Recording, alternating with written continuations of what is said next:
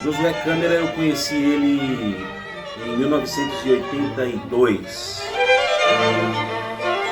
Assim que eu comecei a estudar no Colégio Capitão Alberto Mendes Júnior, em Guarulhos. O Sargento Câmara, ele era músico e era regente da fanfarra da escola. Foi quando a gente descobriu que ele era um policial reformado. Ele nos contava com muito orgulho a história da Cabos e Soldados, como foi que eles fundaram essa associação, ele, Carmen Sabadim e outros colegas da época dele. Ele dizia que era uma opressão terrível contra os policiais da época. O policial não podia sair do quartel sem estar devidamente fardado com o 5º uniforme. O policial não podia segurar a mão da sua esposa.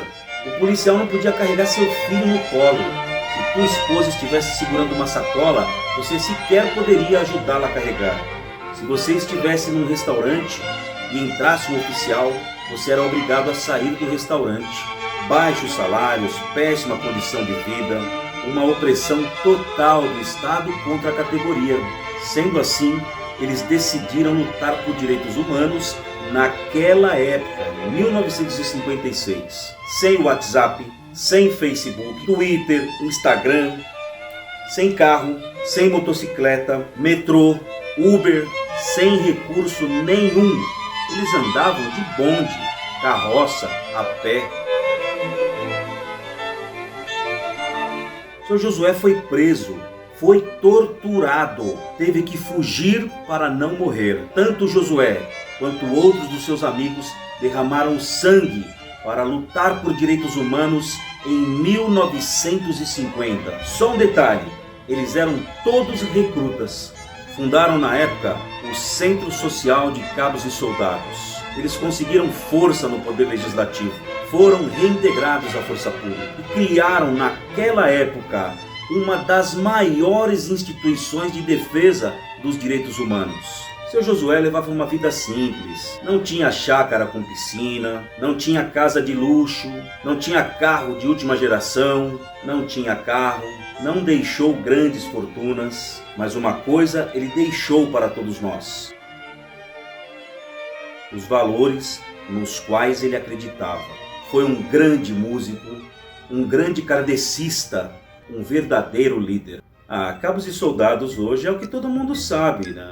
Ela não tem mais nada a ver com defesa dos policiais.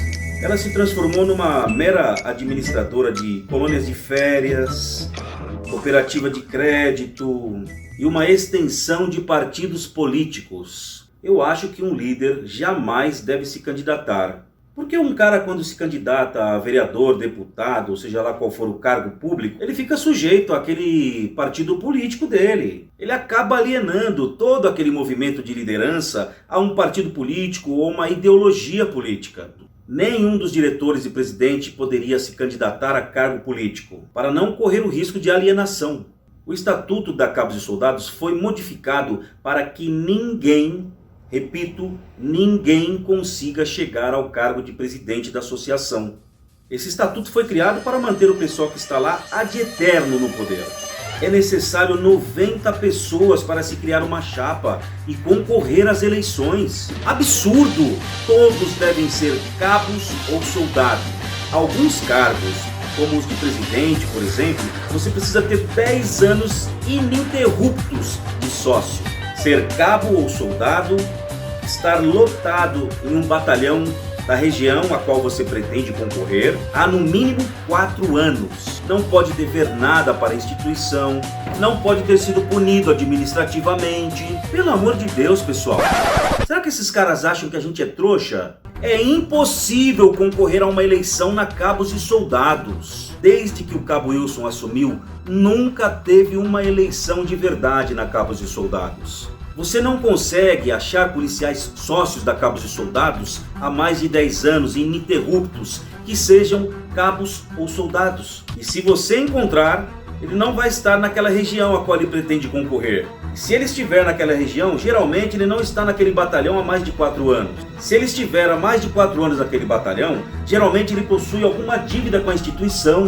E se ele preencher todos os pré-requisitos, normalmente ele vai se aposentar logo e vai virar sargento.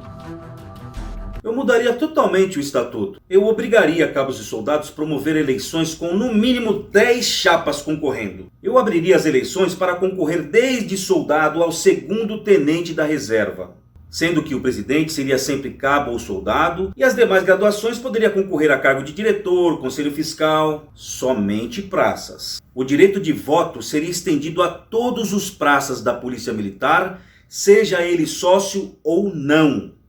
Por quê? Porque sim, afinal de contas ela carrega o nome de Cabos e Soldados da Polícia Militar de São Paulo. E daí que ele não paga mensalidade? Ele é cabo e soldado e o nome da instituição é Associação de Cabos e Soldados. Tudo bem, você não é sócio? Você não vai usar uma colônia de férias, você não vai usar um hotel de trânsito, algumas coisas que apenas quem paga que tem direito de usar. Mas a Cabos e Soldados foi criada para defender os direitos humanos de todos os praças da Polícia Militar, independente de você ser sócio ou não. Assim sendo, eu acho que você, policial militar, seja cabo, soldado, sargento, subtenente, praça, você tem que ter o direito de escolher o presidente da Associação de Cabos e Soldados. As eleições? Uma urna simples em cada quartel? Acabou. Agora você acha que o cara vai viajar 200, 300 quilômetros para ir até uma sede da Cabos e Soldados e votar em presidente da associação? Você só ia poder ser reeleito uma vez no máximo. Ah, isso aí ia ter que constar na página. Todo mundo ia ter que saber quanto ganha um diretor, um presidente, porque esse papo de que os caras trabalham lá de graça, mas está no estatuto, meu irmão. Está escrito no estatuto da instituição que eles trabalham gratuitamente. 30 anos trabalhando gratuitamente. A grande reclamação do policial hoje sobre a Cabos e Soldados é que ela não exerce representatividade nenhuma da nossa categoria. Um exemplo de falta de representatividade? A Cabos e Soldados nunca apoiou a PEC 02. Somente agora, depois de 2 anos de luta do pessoal da CEPM, Tenente Barreto, Tenente Torres, essa galera aí, e depois da cobrança insistente por representatividade por parte do pessoal da Ondas, é que o Cabo Wilson resolveu apoiar a PEC 02. Agora é tarde demais, meu irmão. Daí eu pergunto, é isso que vocês chamam de representatividade? Todo mundo já sabe que a diretoria da ACS não nos representa mais. Precisamos de líderes de verdade. Bom, sobre a denúncia da Folha de São Paulo, eu gostaria de não fazer nenhum tipo de acusação leviana contra eles. Afinal de contas, qualquer policial consegue comprar uma casa de 2 milhões de reais. Basta você fazer um biquinho de segurança lá no mercadinho do seu bairro. Ou então com aquelas motinhas apitando na rua. Eu não posso fazer acusações levianas contra eles.